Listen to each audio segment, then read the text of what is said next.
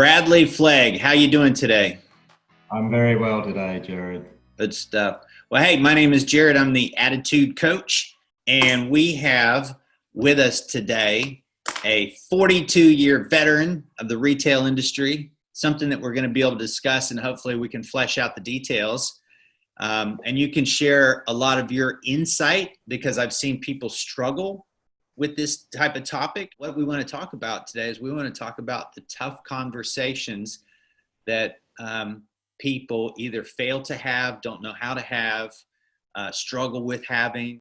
Yeah, so there's lots behind it, and it's all about that communication, and it's also about effective leadership. But having those challenging conversations and being in the industry as long as you've been in it, you have probably come across a few challenging conversations that needed to be had.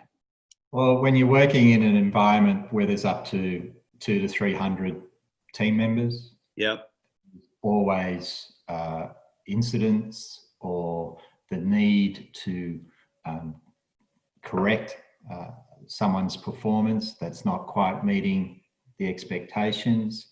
And the biggest challenge, as you know, my strength is to engage with new leaders, emerging leaders, people who want to be improving in their leadership.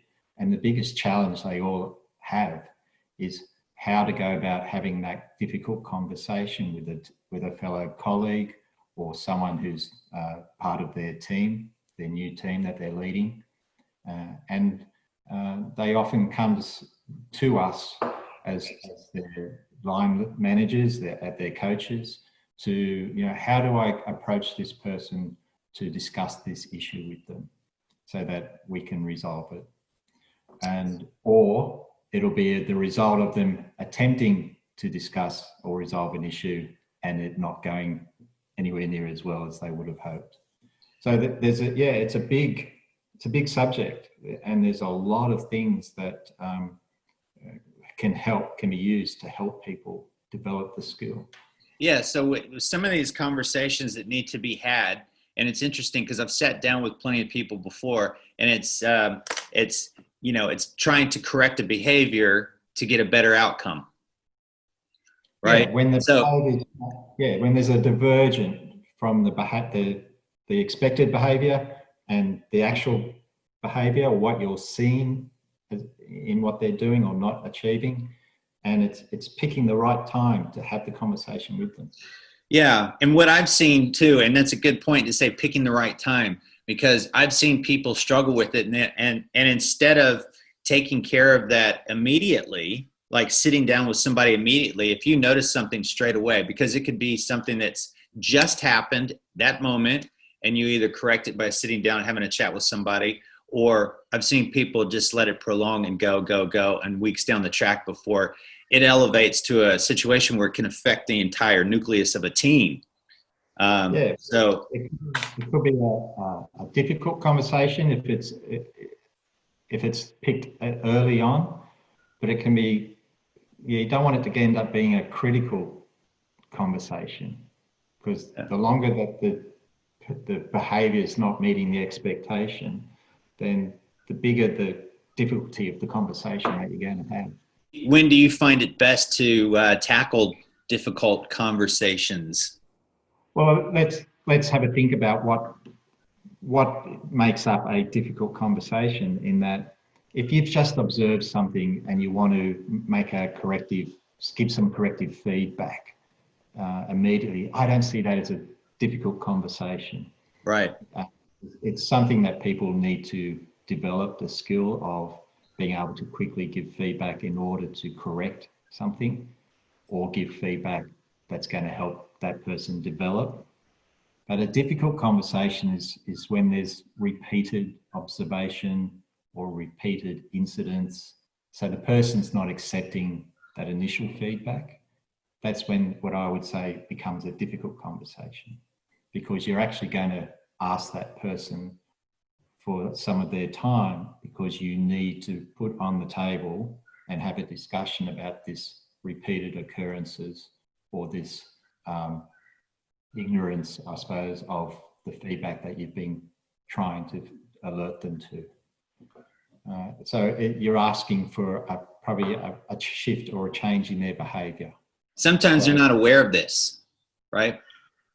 Well, that's when you're an emerging leader and you're placed in to a new team, to lead a new team.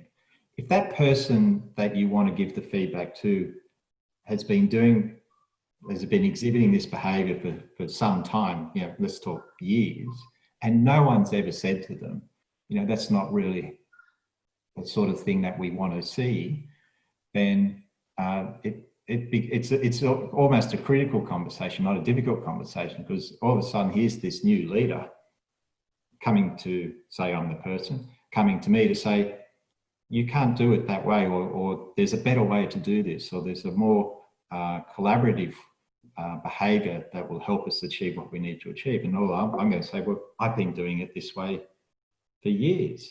Who are you to tell me that I shouldn't be doing it this way? No one else has ever told me I shouldn't be doing it this way. So it can be a surprise to the person. I can seriously count at least a half a dozen times that has happened where I have been asked to step in. A lot of businesses that I've done consultancy work for, and I've walked in and I've identified a issue with a staff member, but that staff member has been doing the same thing over and over again, week in, week out, month in, month out, year in, year out. And I'm the first guy in all this time to actually have this conversation, not a manager, not the owner, not an executive. Consultant to do the difficult work. People, and that's a whole nother topic, is people are afraid of conflict. Some people want to avoid conflict, so they just ignore it instead of, jump in there and actually do something about it. So I'd be the first person to put my hand up and say, I'm not a fan of conflict. I don't, go looking for conflict. I'm a peacekeeper. But that's, I think, a result of the many years of learning how to have difficult conversations. It becomes like a second nature to you. So you don't end up in any sort of conflict. But, right. And I must expose my vulnerability here. There's always that one time when you don't control yourself and it'll turn around and bite you. And that has happened to me. Yeah. On one occasion, someone just kept pushing the buttons. And so it happens. Happens. It happens in business all the time. And, the people have particular rights and entitlements to do what they do. And we can share an example back and forth of something like that's happened before, where the process was done incorrectly and therefore the outcome was not as the outcome was actually not a great outcome. And they're very valuable experiences because you get to be able to share that with people. And a new emerging leader is so someone like yourself is actually fallen into the trap. Yes, I've fallen into the trap. And the result of that was a complete breakdown in a relationship that then had to be mediated to get it back to where it needed to be. So to get a little bit on track with this, when it comes to having challenging conversations with somebody, and all we want to do first up is just to acknowledge either a behavior, because they're always doing something that's not getting to the right result. So if we want to sit down and acknowledge that with that person, is it fair to say that we need to sit down with them within the first day or so? Yeah, you initially need, there's many models that you can review to help with this, but probably the most common one that's used in multiple organizations is the AID model. So the A stands for actions, the I is what's the impact of that person's actions on the outcomes that you're trying to achieve, and then the D stands for what's the desired outcome. Where do you really want this interaction to culminate in a change, either in the person's behaviour or the process that they're using to try and get the outcome. And with that, like as you were just saying before that, you were saying that obviously when a situation is dealt with, the sooner it's dealt with, the less that it can fester, grow out of control. But the sooner that it's brought under control, the better the result. The initial conversation needs to be very specific observation of what it is that's causing the issue, and you've got to be really specific. You can't be generalist. No, oh, I don't like the way you're going about that. Or it's got to be, in the retail world. Let's use a very simple example. Yep. Merchandising, presenting the merchandise. There's guidelines. There's correct ways that's going to entice a customer, and there's ways that don't entice customers. So the team member that you want to give the feedback to may be presenting the stock in such a way that it's not coordinating with the items sitting next to it, so forth.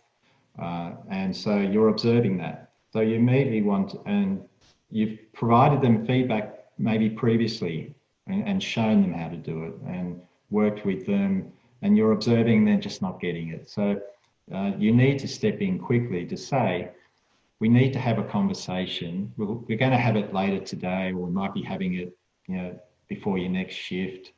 I want to talk to you about this ongoing problem or situation that we're having with how you're not presenting the merchandise in accordance with the principles that we believe attracts customers to the stock. And then pause. Don't go any further with it. So you've raised what the issue is that you want to talk about. You've given them a timeline, and then by moving away from it, then giving you that pause, that time to plan how you're going to conduct the conversation. Also gives them time to accept that they're going to be involved in a conversation, that the outcome is that there's going to be a change in how they're doing the work. The idea then is to go away and really plan in writing on some sort of a template, perhaps, what are the specific behaviours that you want to discuss? Yeah. What's the impact if there's no change on the business? It can be financial impacts, lack of customer interaction impacts. Be specific. And then thirdly, how are you going to get that person to cooperate collaboratively, coming up with a change so that you achieve what needs to be achieved? Does that make sense? Yeah, it totally makes sense. And one of the things that plays over in my head is I'm thinking, okay, here's a situation. We've got an employee staff member that's doing something that we need to correct so we can get a better outcome. And I feel that maybe, and I don't know the percentages, but a larger percentage of people have this sense of fear to have this conversation with them, knowing that it's going to not necessarily feel good on either party, because one party feels like they're getting corrected, the other party feels like they have to bring up a situation, and I know that back and forth. But if we could eliminate those feelings and just put that stuff off to the side and get the outcome that we want to get, it's that process of getting people not excited about doing it, but you know what? There is a better result if we can get on the other side of this little hill. Yeah, and it's that fear. Everybody has this fear of doing the wrong thing, or just do it. Just do it. Go have the conversation and just do it. I'm the knee-jerk reaction guy, right? I'm the guy that goes, I see a problem, I'm going to go at it like this, and most times I get it right. And then I fail, I fall on my face, and I've done it before. You can use those experiences in that planning stage. Yeah, absolutely. 12, 24 hours, you're taking into account the type of person that you're engaging with. Are they the type of person who is going to get their back up and be defensive? Are they the type of person who's going to say, well, it's not my fault, it's someone else's fault as to why I can't do what you're expecting of me? So you're sort of planning through, okay, I know this person's probably going to get their back up, so how am I going to get around that? what sort of questions am I going to be asking of the person? Do you soften the blow with them and say stuff like, hey, listen, I know the work that you're doing is super challenging and we just want to do the best we can? Do you try to soften the blow? Do you try to pad it up before you go into? I think if there's that thing about empathy, putting yourself in the person's shoes, I think that's what you're saying there. Yep, I get that we're limited in our resource. Hey, particularly at the moment, in the world we're in at the moment, I get that there's limited resources. There's your time is you're supposed to be here, you're supposed to be there, you've got to be available to do this, and you're trying to get the merchandising happening in between all these other commitments that we've got put on us. I get all that. What I want to focus on in this discussion, and again, you've got your plan and you're very specific about what you've observed, and you might, yes, the person might bring up all these other reasons, but you're going to keep bringing the conversation back to that one specific thing that you want to focus on. Yep. And you will be actively listening to everything they're saying, but you'll keep bringing the conversation back to that one specific point. Right? Now, this plan that you talk about, and I'm sorry I dived in there, the first step is to have the plan. The first step is to have that plan. What's the purpose of the conversation? Why are you having the conversation in the first place? Yep. So this is not no warning number 1, warning 2, or warning 3. This is just to have that's another podcast that we can have. That's the whole different level, because you're delivering more information and you are coming at it like that. So yeah, this is being able to say, hey, listen, we're gonna work through this. Just want to. This is what we might call a performance improving discussion. Performance improving discussion. That's all right. We're seeking to improve performance for yourself, for the business, for the customer. And ultimately, we're just seeking, the expectation is here. Your performance is starting to move away from what's expected. We want to bring it back. Gotcha. Right? The sooner we can get it back online, the better we're all going to be. Excellent. So, and that's the importance of this first difficult discussion, particularly if you're a new leader. Because being a new leader, previously, that person might have been your colleague. But all of a sudden, you're now expected to manage their performance. How difficult is that? And not to get sidetracked with this, but I've seen it in business where you have people that have worked closely together for such a long period of time, and they become friends. And not only are they friends, one of them gets elevated to the next level, and then that person needs to tell his friend or tell her friend, I need to pull you up on certain activities. I need to address performance issues. And that's what becomes very challenging in the business world too, is where people have such a close relationship that they don't know how to separate that relationship from personal and business to be able to continue to grow.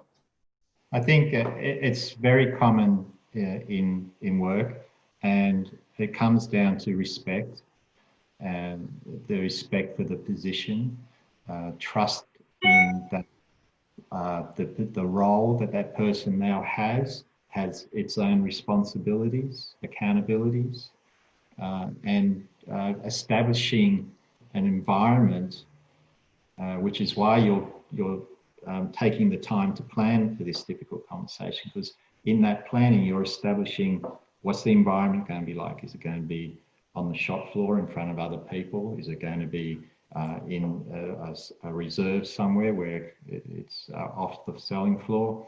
Is it going to be in an office, which is more formal?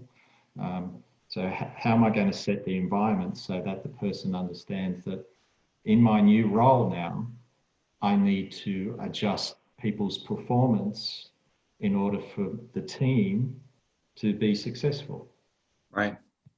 And I think if you establish clarify the commitment that you've made by accepting the position of a team leader or a new manager, I'm sure the other person will understand that. And again, going back to what I was saying before, you need to know a bit about that person, what they're like.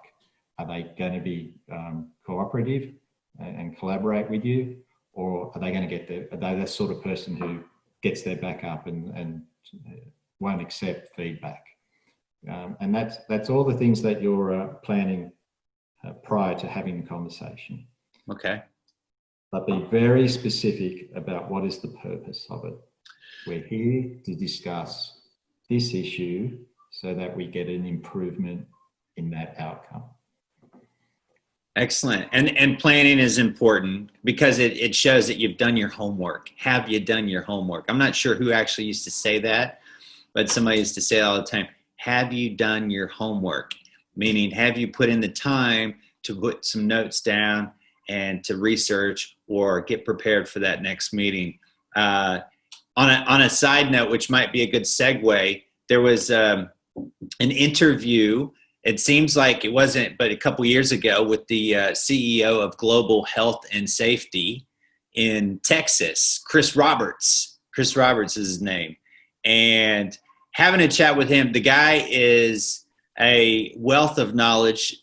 He's just super dynamic. I couldn't say enough about him, but he had made a point in talking about problems and issues and how he has evolved in his time from where he started to where he's a CEO. And he talked about, which I thought was fantastic, the three eights.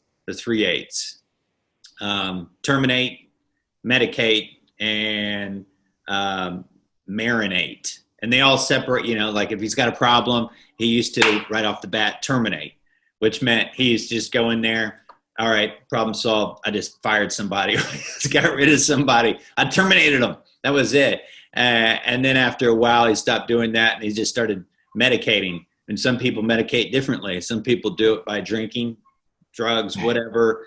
They have their own way and just letting it, not actually putting a Band-Aid on the issue. And avoiding it, right? Avoiding it. And then it got to a point where he's matured in the business. And as an emerging leader matures, or as we mature in our business, then we can let things marinate, where all the information comes in and we can utilize all the facts and everything so that we can make an informed decision on how to deal with this either challenging conversation, issue. And I thought that was great, the 3 8s. Then you're putting all the ingredients together and you're letting it sit and you're letting the ingredients do the job for you. Right. Yeah. So if you're being very specific about what the discussion's about and you do your homework and gather the facts will do the work for you. So when the person starts to blame others or it's someone else's fault, the environment won't allow me to do this, you'll have all the facts that have been marinating in your plan to present to that person. Well, let's be very specific about, I observed you doing So, and then you'll get their side of the story as to why that happened. And then you'll maybe acknowledge, but then bring it back. The expectation is, state the facts of the expectation, state the observation of why there's a variance between what you observed and what the expectation is, and then come up with their cooperation with a plan to get that deviation back. Now, right on. And that's about understanding, well, what is the current reality? So if that's the expectation and their performance is here, what are the things that you're observing that's maybe causing that variation? Is it more training needed? Do we need to have an outside expert, the attitude coach, come in and spend time with you? So let's not just leave you hanging out there on your own. Let's provide some tools to help you close that deviation up. So that's most important. And that's all about exploring the different options. Do you want me to come and spend more time working with you so that you improve your skills on this? And I think that's important. And it's great when you can get to that place, especially in a challenging conversation where somebody can acknowledge maybe, hey, listen, I don't have all the tools. I need those resources. I need the help. That's important too. So challenging conversations. I've got down here plan and purpose. Plan and purpose. You got to know exactly what you're dealing with, what you're up against. And the importance of it. The what's importance that? of Sorry? the importance of the desired outcome that you're seeking. Absolutely, the importance of it. And then what about follow-up with the challenging conversation? Where do we stand on follow-up? Like, because obviously that's something that, you know, great, you had a conversation, it might have been warm and fuzzy and you thought you'd solved it, but is there a follow-up? Prior to completing that first conversation, you're seeking an agreement, a commitment from the individual that they've understood the purpose of the conversation, they understand the importance of getting a shift, a change, and they're willing to give it a go. And if you can just get that from them before you terminate the conversation, you've come a long way.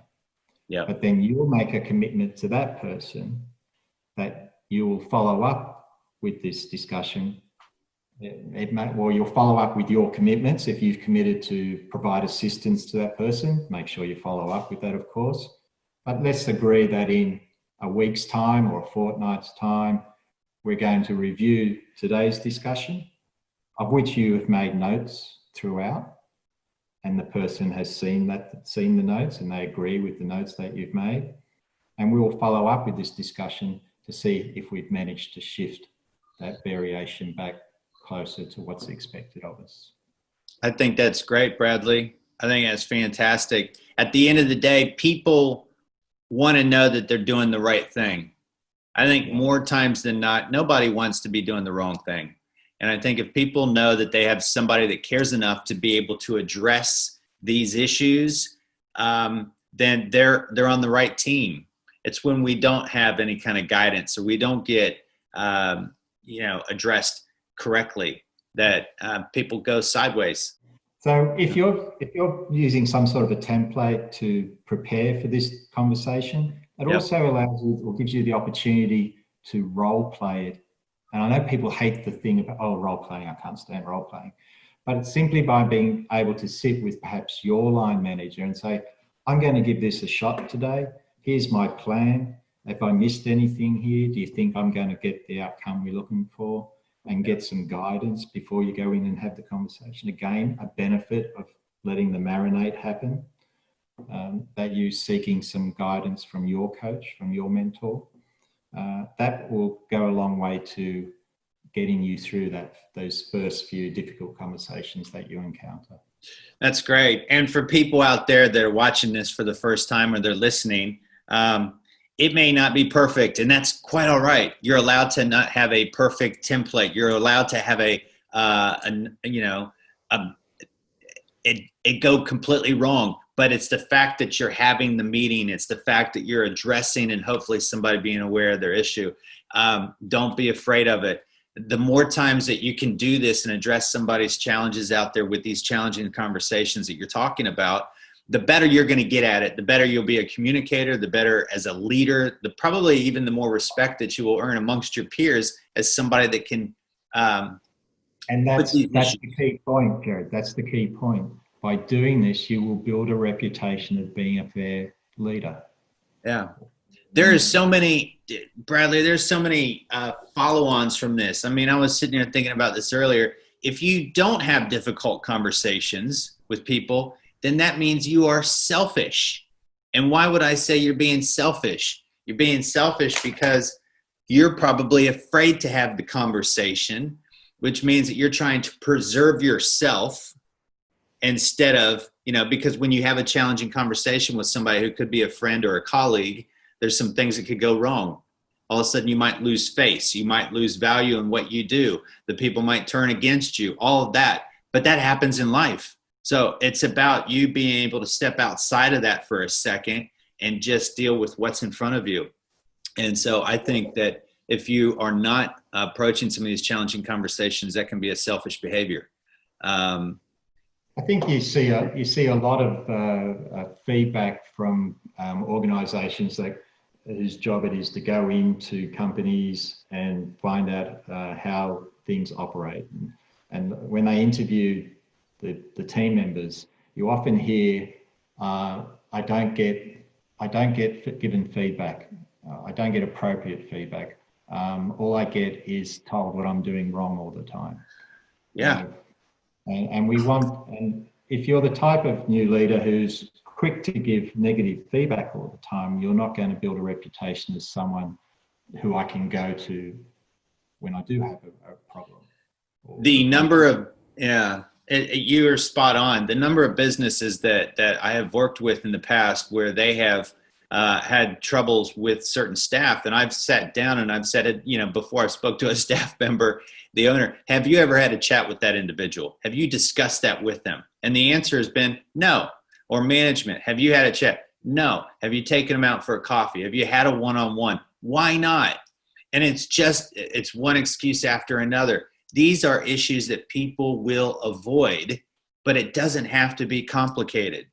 They just need to be prepared to do it. Like if you're going to be in management or if you're going to be in leadership roles, I believe that you need to be able to have tough conversations and keep moving forward. So everything that you're telling me is fantastic, because it's the conversation before you have to go into warning 1, warning 2, warning 3, termination.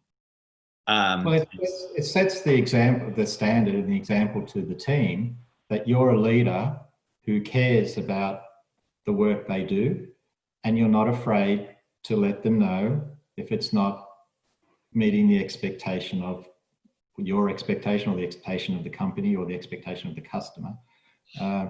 You're not someone who's going to let things slide by. And if you do it across the team, you'll be known as someone who deals with everyone around the issues that are going to result in improved performance for the team and for the company. If you only keep addressing one person all the time, then that leads to other difficult conversations that might end up having with yourself. So do it quickly. As soon as there's some variation, give some feedback to try and correct it. If it continues, then you start planning for that first difficult conversation. Do it regularly and it becomes second nature for you. Before we jump off, is there any other parting news for those emerging leaders out there when it comes to difficult conversations that you'd like to share? Be courageous. Look for examples elsewhere in the organisation, perhaps. There are other people who've maybe been doing it for longer that can provide you with advice. And have perhaps have a journal. You'll like this. Have a journal where you can write down some opening statements that you can use to start the engagement. So it might be something I'd like to discuss with you that can help us both get better outcome here. Non-threatening opening statement. So maybe you start making some notes along those lines, and that'll give you confidence when you go to use it in the real situation. Or I just observed something that I find difficult. Can I have a moment of your time? I just need to understand why. Those sorts of things. And then you'll find out which ones work better than others. Yeah. Great stuff. Bradley, Flegg, this is Jerrod Smith, your attitude coach. Thanks for tuning in. And Bradley Flegg from Leadership Under Construction. Thanks for your time, Bradley. Thank you. See you later. All right.